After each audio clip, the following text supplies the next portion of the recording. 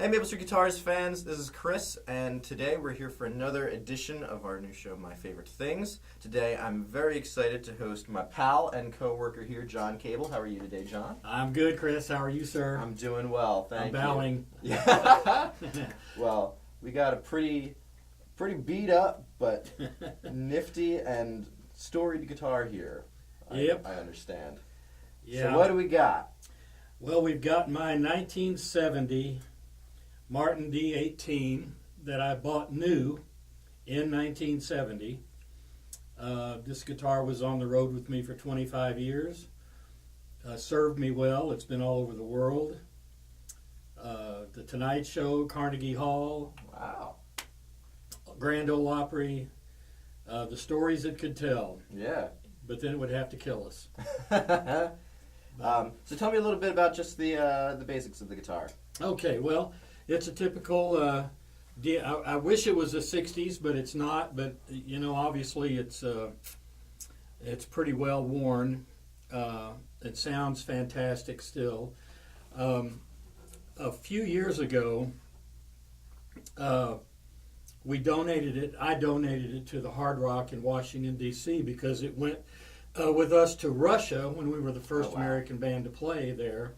And they had a display in the D.C. Hard Rock, and they wanted a guitar, so I loaned it to them for a while. Unfortunately, in doing that, it was in kind of an environment that wasn't really conducive to keeping the guitar nice. So it dried out quite a bit, and it needed a lot of care. So I brought it to Jeff Henry here at the store. Little Jeffrey? Little Jeffrey, yeah, because I hadn't played it. It was unplayable. I hadn't even taken it out of a case in probably 10 years. Oh, wow. And I thought, you know, I've got this guy here, and I'm the original owner. And at the time, Martin was honoring all of their neck resets and things, so they paid for it. You can't beat that. Yeah, so Jeff took it in, he reset the neck, he refretted it, re-glued the bridge, put a new pick guard on it. The pick guard was all curled up. A lot of the binding was all cracked and broken off, so he replaced all the binding. And, you know, then we just put it away again, because I have other guitars that I take out on the road. Yeah. Of course. Mm-hmm. And I just wanted to keep this one as in as good a shape as I could for the kids when I pass on. So that's pretty much it. Gotcha. Well, tell me the story of when you got this guitar. Were there other ones that you were trying it against? Had you always been a Martin fan? Yeah, you know, here's the deal. I had a 1967 D28 Brazilian. Oh, wow.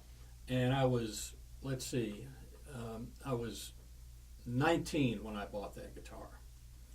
And I knew nothing about guitars. Mm-hmm. You know, I was young and stupid.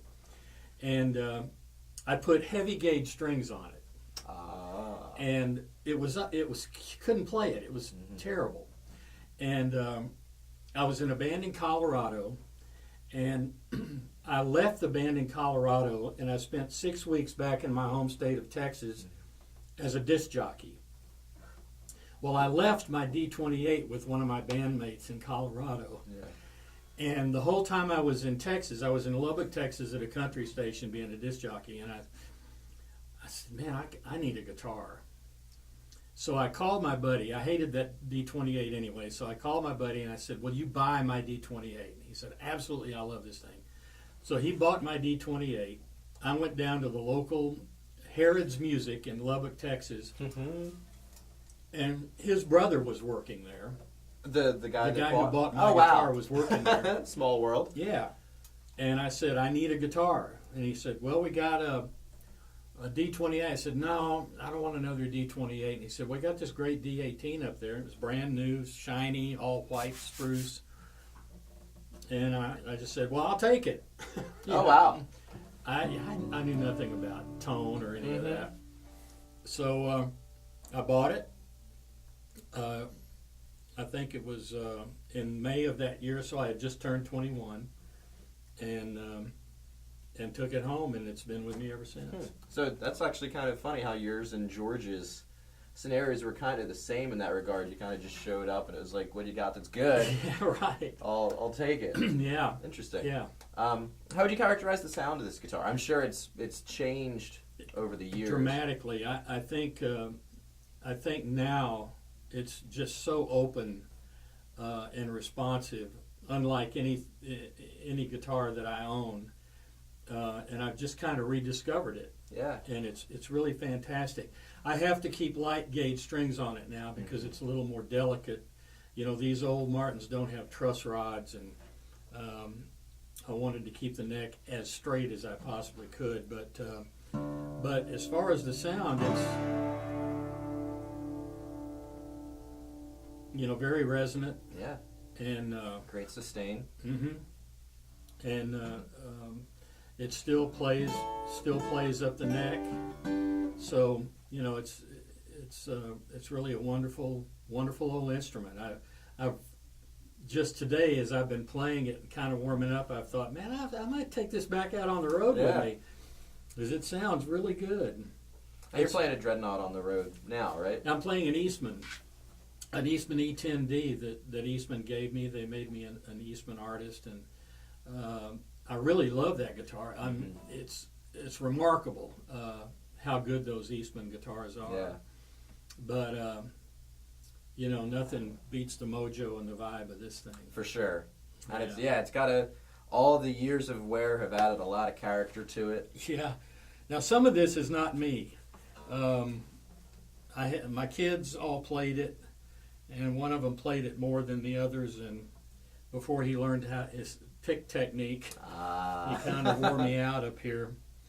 John McEwen from the Nitty Gritty Dirt Band played it in Russia on stage, as did I, and he was a little bit harder on it than I was. But, it's seen some work. Yeah. Well, that's awesome. Well, why don't we have you play it around a little bit?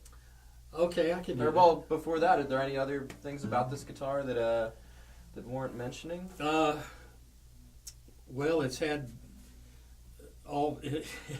so many different pickups in it. At one point, I had a quarter-inch jack stuck in there. Back in the early days, the first high-end pickup were Barkus Berries. Okay. And they had a little thing called hot dots, and they drilled holes in the bridge and stuck these little transducers in the bridge plate. Those got pulled out, and when Jeff replaced the bridge, that all went away.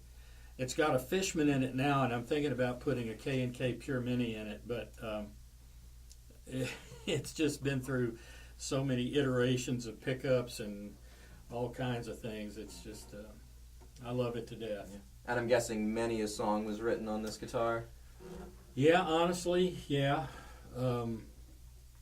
Boy, now that you bring that up, I can't even count. Yeah. Yeah. I mean, 25 years on the road, lots of hotel rooms with nothing to do, and you sit down and write. So, yeah, it's been my buddy for many, many years. Yeah. Love Yeah, it. 70, right? So Yeah, 70.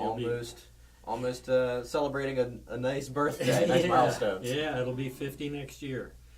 Unbelievable. All right, well, let's hear it in action. All right, man.